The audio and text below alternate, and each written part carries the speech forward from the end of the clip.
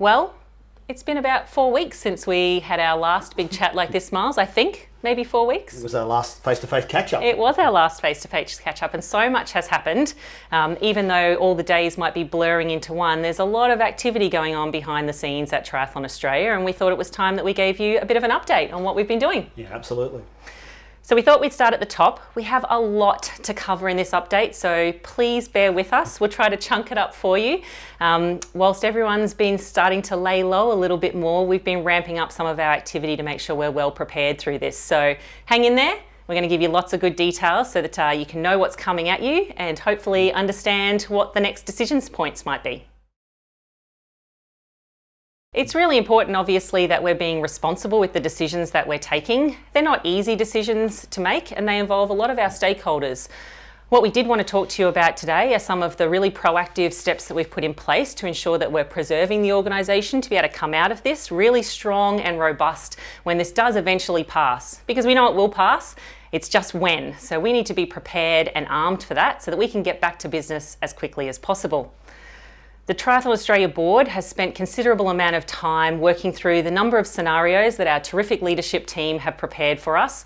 And we're really grateful that the staff have taken the time to get as engaged as they have and come up with some terrific ways that we can ensure the viability of our sport, not just in 2020, but long term, and to make sure that our services that you as members expect us to deliver are ready when you are. So we took some pretty tough decisions. The leadership team came to us with some scenarios, particularly around our financials. We're in a very good position compared to some other sports, but we're not immune from some of the things that are going to come at us. And we do need to make responsible decisions about the money that you invest into this sport through us to ensure that we can do really positive things with it. That does mean some difficult decisions. So we've made some tough calls early to make sure that we can get ahead of that curve as much as possible. Our staff have been terrific in coming to us graciously and proactively with a proposal that the Triathlon Australia Board was very happy to consider and to implement. And that does mean a bit of pain for our staff. It does mean that they'll be working less hours, that they'll be using up some of their annual leave, that they'll be taking some pay cuts.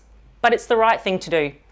We need to make sure that the money that we have through this sport is used wisely and for important purposes. And our staff are really important. They provide great service to you as members, as coaches and as clubs. But we don't necessarily have to spend all that now. There's some things we're not doing. So we can afford to down tools for a little while we prepare for the future. Yeah, absolutely. And our staff are our biggest asset. So for those people to come to us with some great recommendations and have it endorsed by the board was very nice to see. At the end of the day, we need a thriving sport for our members who wish to go and race again into the future and train and get out there in squads and clubs.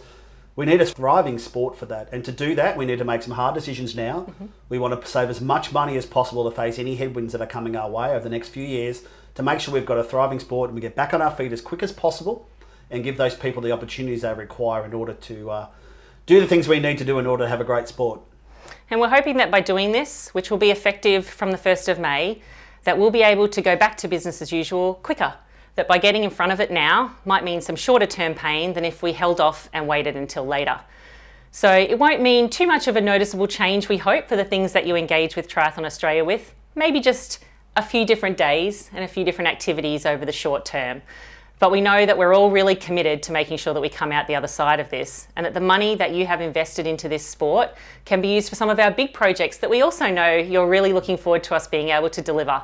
Some improvements around our membership systems, some improvements around how we engage with you, and a whole host of other things that we're looking at doing, including some rationalisation of our operational structures. So there's big projects left to do and our staff are still committed to getting those delivered. But for now, we're going to down tools a little bit and ensure that we're ready to get back to training and racing as quickly as we can. So Miles, how many times have you been asked, when can I get back to racing? From me, let alone everybody else. I was going to say from me, actually, probably not at all, but from you, quite a lot. Look, we have had to make some decisions around events in line with government regulations, in line with what the rest of the world is doing. We've suspended sanctioning or withdrawn sanctioning up until the 30th of June. We will revisit that when it gets a bit closer. We see how the world's shaping up and what restrictions have been lifted. Some people have been able to, in some states now, start to get back to some training in a bigger, broader way, which is great. And hopefully we'll see some more of that commencing over the next few months. We'll monitor it closely. We want people to be able to get back and race. We know that's what people are very keen to be able to do. We do get a lot of questions around World Championships at Edmonton, which was finally announced last night or the other day, which has been cancelled, unfortunately. So there's no event for that World Championships this year, and they haven't postponed that. It's actually been a full cancellation. We're in a meeting tomorrow morning at 6 a.m. with the rest of the world from the ITU around Almere and some of the other events that are coming up and what that means for the multi-sport World Championships. So we'll keep you informed once those decisions get made. We want to be back to racing as soon as we can, like everybody else. Although I don't believe that's going to happen over the next couple of months. We're hoping, fingers crossed, for a 1 October start date. That's what we'd really like to see. So we're rationalising the calendar as much as we can to make sure when we do get back up and running, those opportunities are done in a structured way and a meaningful way. And our race directors have been great about that. The dialogue we've been having with them has been really productive to make sure that the calendar looks healthy for all of us, and that for us people who do want to race still, we can get to as many events as we possibly can without them clashing in the calendar too much. Yeah, our race directors are a major partner of ours, and we've been having regular catch-ups to inform them of our decisions, hear how they're going, what we need to do to get back up and running, and we'll have a united front when we start back up again to ensure we can get some more events out there as quick as possible for people to go and compete in. Working together is the only way to do this, so we're really looking forward to that. But we know that training comes first too, so back to training first. Speaking of events, Miles, we know that there's nothing on the calendar, but we were pretty fortunate to get a couple of really key events under our belts just before the changes happened so that our elite athletes did still get the chance to do some racing this year.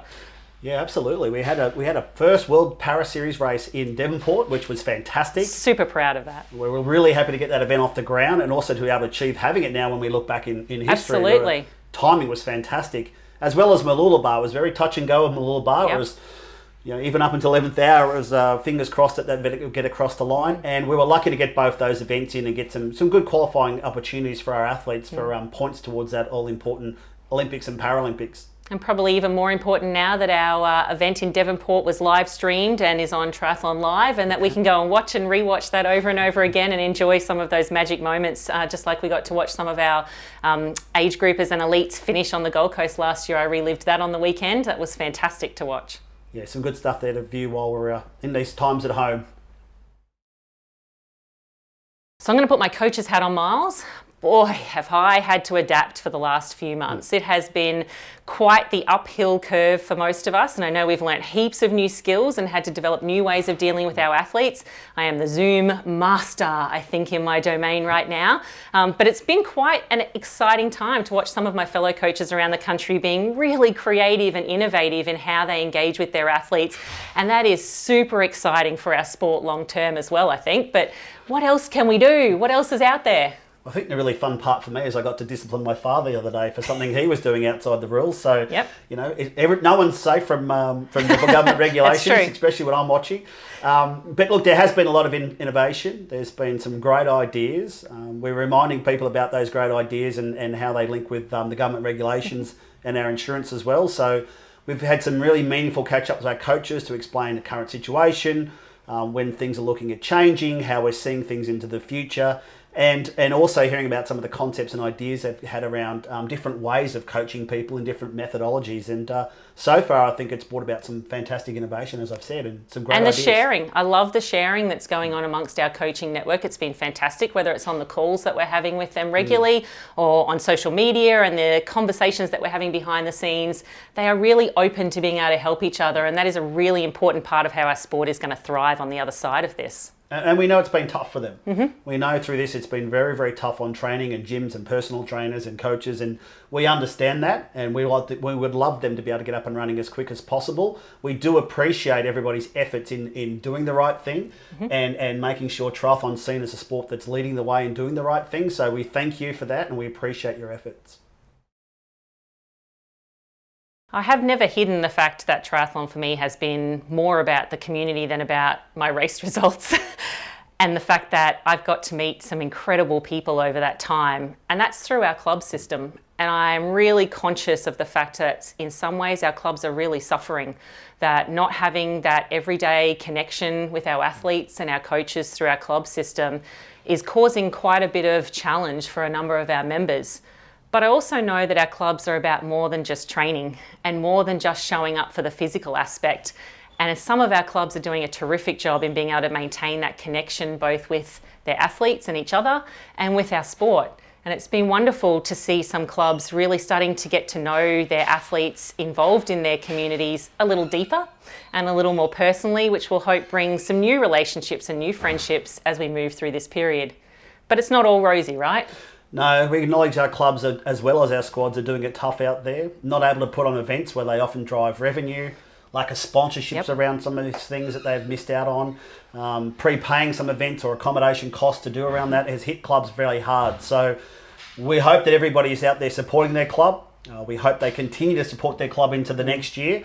And clubs thrive and survive on their members, on their tribes, on the people who want to hang out in that community. So please support your clubs. They're also doing it tough out there, and the quicker we can get back up and running, and the quicker we can get back into those social environments, the better off we're all going to be.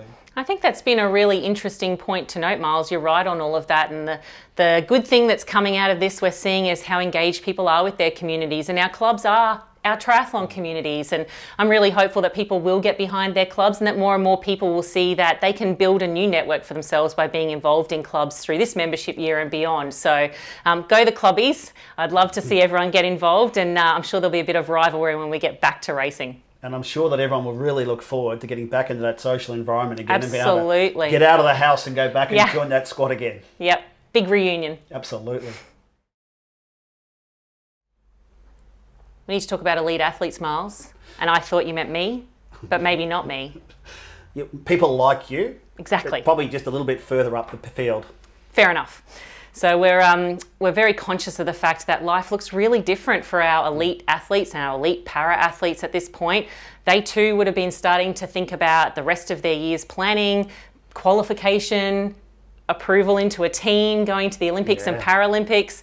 And whilst we might all be excited that we don't have to travel quite as much in a short period of time, it is a huge change for those outstanding athletes and a really different environment that they're in right now, right? Yeah, absolutely. There's been a lot of change, a lot of uncertainty, a lot of unusual things to deal with around selection policies, around qualifications, around what events in the world are we going to be able to actually go and do to qualify our team for the Olympic Games. So I hear New Zealand's looking good. Yeah, we maybe. So we're looking at all that. We're going to make some decisions around selection policies once we understand events a little better.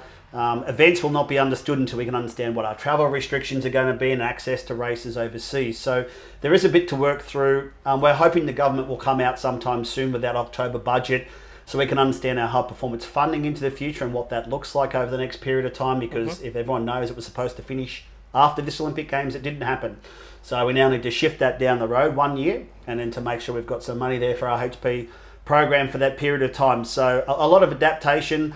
Athletes are getting used to being in different environments and training at home as opposed to probably being overseas at this time of the year. They're being great role models too, Miles. I know I follow a few of them on social media, and they're really setting the standard of doing the right thing and being creative and understanding that life is different. I know a lot of them would be in some pretty exotic locations this time of year doing some pretty cool things, and maybe being in the backyard in the blow-up pool from Big W is not really where they envisage themselves, but they're making the best of it. It's really great to see that positive attitude. Yeah, and to be fair, they were supposed to be finding out around this time whether they were in the Olympic Games or not. So that has been a big shift. It's delayed the excitement back another year, and it's bigger going to party. be interesting to see how everyone adapts to that and how they deal with that change, because it is significant change. And it is definitely thrown a lot of preparations out, and there's a lot of unknowns today. So we'll continue to work through those. We'll come up with some answers once we get a little bit more information about travel, about policies, about events that take place. And then we'll be coming out and announcing what that will look like as soon as we get the opportunity. And we know that our elite athletes are not immune to suffering from those disappointments and the setbacks, just like our age group athletes. And we've done a great job of putting some support around them, and that they're utilising that, which is terrific.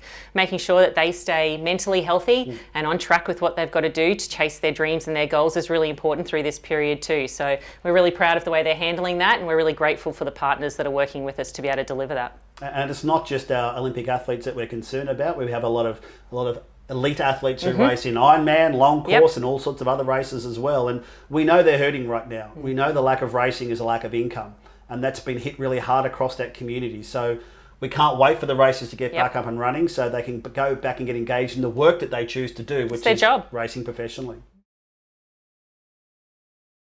And with our technical official program, we've been trying to adapt that program as well. So we are shifting to an online platform for learning. We're doing a lot of creation of content at the moment to make sure that's a meaningful program for some people to gain some more knowledge in that space.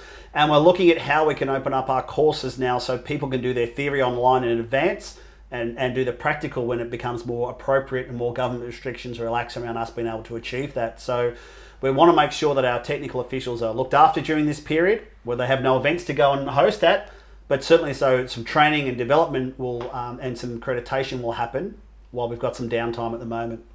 Do you know, Miles, that's one of the few hats I don't wear in this sport. I'm a coach, I have a club, clearly donate some time on the board from time to time. I'm an athlete. I've always put off becoming a technical official, not for any other reason other than not having time. Maybe now's the time for me to tackle that one. And I keep arguing that I should qualify because I do the race competition jury at many races. So well, maybe we'll do it together. Okay, deal. So I really want to talk about our favourite topic, membership. I think we talk about that more than probably anything else, as we should. We are a member organisation, and it's something that drew both you and I to these roles, and the structure of membership and being involved in a community was really important to both of us. So Yeah, very much so. No wonder it's high on our priority list, right? Yeah, it is. And our members are everything to us. So, we understand that we are a membership-based organisation and that our only duty is to service our members across the country. Exactly. So we take it very seriously and we try to protect that very hard. And late last year, we were really pleased that as a national leadership group, so every board of our state and territory associations, plus our national board, every person in our leadership team around the country in our states and territories and our national leadership team agreed that the strategy we were looking to put in place to review, refine and redirect some of our membership strategies was going to go ahead as our key piece of work for this year. And we're not changing that. Just because we've got a little bit of a hiccup in our road doesn't mean it doesn't need to be done. So we're going to press on. Yes, we might have to adapt a little bit for the current climate and to see what membership will look like coming out of this. But we understand the value that you people bring to the table, what you offer to us as well as what we can offer to you. We like the fact that there's a community out there of people, like-minded people who want to race, compete, train, hang out, engage in sport. And we really enjoy being a part of that journey. And there's a lot of things that you've given us great feedback on, and I can't tell you how important that is. I know both Miles and I receive it all the time, as do a number of our other key staff, and we're really grateful for that input that you provide. Helps us make informed decisions. It helps us get a really good temperature check on what's important to you and the things that we need to be mindful of when we're looking to shape these strategies. And we know that we are more than just racing. Even though it's the thing that we talk about a lot and it's exciting and gets our adrenaline running, we are more than racing. We are community and we are connections and we are about being healthy and having a great lifestyle. So all of that comes into play when deciding what it is that we might need to look at and what things we might need to adapt for. Yeah, and I think membership doesn't just pay for services, it also provides opportunities for people to be able to engage in a sport that we all love. So it's not just a matter of being able to get on the start line, it's a matter about being able to get people into the sport, engage in something that we're all very passionate about and something that's all given a lot to us as individuals. Absolutely. And we do know that how we spend your money is really important, and we take that really seriously as a board and as a leadership team within Triathlon Australia. Our obligation is about ensuring that the funds that you put into this sport are protected and used wisely. Your membership money goes on things that are important to our members. It doesn't go to our high performance teams, it doesn't go to our age group teams, it goes to our members. And we need to be really careful that the decisions that we make fit with those goals, the goals that you have and the goals that we have for the sport that we want to continue to be involved in for decades to come.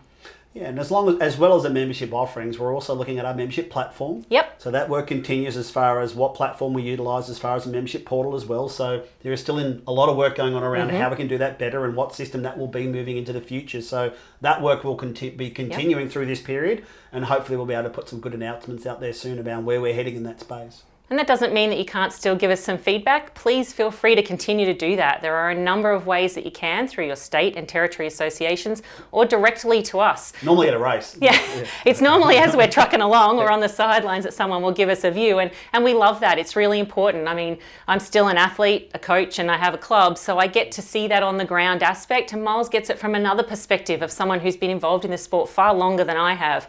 But that doesn't mean we have all the answers, and we don't live every scenario. So it's really important that you continue to connect with us. We love hearing from you, and it is valuable for us, particularly in this period as we're looking at some change, hopefully really exciting change, but things that are going to make your experience being involved in triathlon even better.